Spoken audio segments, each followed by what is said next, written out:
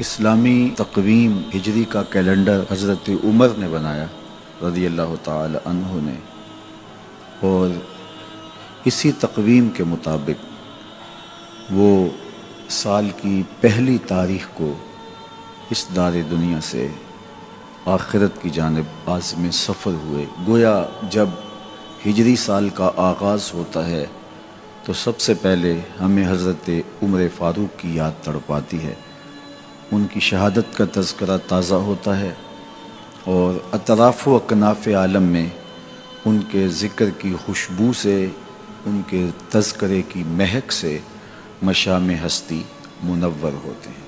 تو یہ نئے سال کا آغاز ہے، ہم نئے عزم کے ساتھ آگے بڑھیں اور اپنی صبح کا آغاز صلاۃ التہجد سے کریں۔ تہجد کے لمحے اللہ کی رحمتوں کے نزول کے خاص لمحے ہوتے ہیں۔ میرے بزرگ فرمایا کرتے تھے کہ باطن کی صحت کے لیے تہجد کی نماز بہت ضروری ہے، اور جسم کی صحت کے لیے صبح کی سیر بڑی ضروری ہے۔ تو یہ دو چیزیں جو ہے وہ بہت ضروری ہے۔ تو بالخصوص یہ بچے جو ہیں، جب اس عمر میں ان کی عادت پختہ ہو جائے گی تو یہ زندگی کی آخری سانس تک باقی رہے گی۔ میرے بزرگ فرمایا کرتے تھے کہ مجھے تہجد کا عادی میری ماں نے بنایا۔ وہ کس طرح کہتے ہیں کہ جب تہجد کا وقت ہوتا تو میری ماں میرے پاؤں آ کے دباتی تھی اور میں جلدی سے اٹھ جاتا، تو وہ تہجد کے لیے مجھے مصلی پہ بٹھاتی۔ اس کے بعد نماز فجر ادا کیجئے، اور سورۃ یاسین جو شخص اپنے دن کا آغاز سورہ یاسین سے کرتا ہے، سارا دن اس کی حفاظت ہوتی ہے، شیاطین سے، شریروں سے، شر سے، گناہوں سے اور بہت سارے معاملات سے، اور نادیدہ حملوں سے، بہت کچھ چیزوں سے اللہ تعالیٰ اس کو محفوظ رکھتا ہے۔ تو سارے سورہ یاسین کی تلاوت اپنے معمولات میں شامل کر لیں۔ نماز فجر کی ادائیگی کے بعد آپ ہلکی پھلکی ورزش ضرور کیجئے۔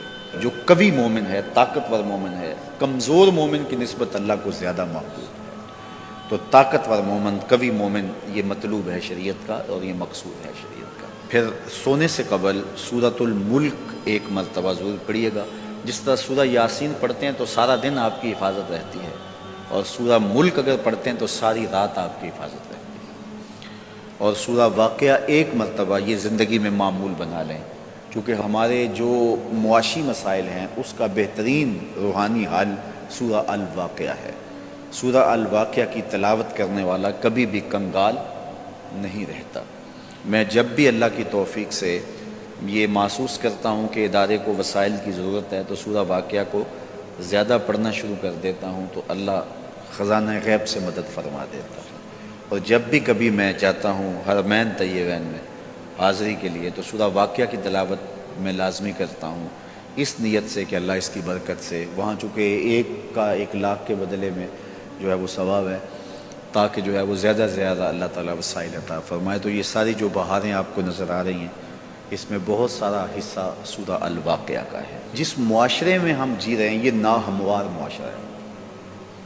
یہ ہمارے خاندانی نظم ہو تو وہاں بھی عجیب سی بولی اور عجیب سی لینگویج ہوتی ہے، اور ہمارا دیہاتی کلچر بھی، ہمارا شہری کلچر بھی، وہ بھی عجیب سا ہوتا ہے۔ اسی طرح جو ہے وہ یہ ہمارے مدارس کی، مساجد کی دنیا بھی، یہ بھی ایک الگ کائنات ہوتی ہے۔